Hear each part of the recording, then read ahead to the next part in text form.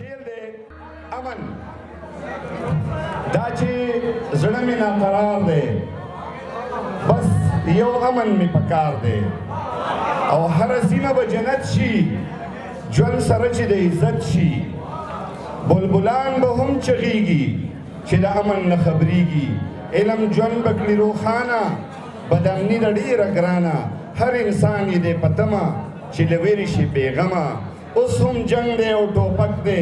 اوس هم هر یو زړګی کلک دی اوس هم هغه شان تیارې دي په هر ځای باندې خورې دي په تیارو کې ماشوم جاړي یو د علم ډیوه غواړي علم هم ګورې هوښیار دی بدامنۍ نه ډېر بیزار دی وخت هغه دی مونږ بدلیږو مونږ په چا نه خفه کیږو او شعر دی چې امن خور چې شي دا غواړو رب ته تل تر تله جاړو نو چې د دې فکر سختنه شاعره چې امن غواړي او په کم انداز کې غواړي نو یقینا په مستقبل کې د دې نه ډېر زیات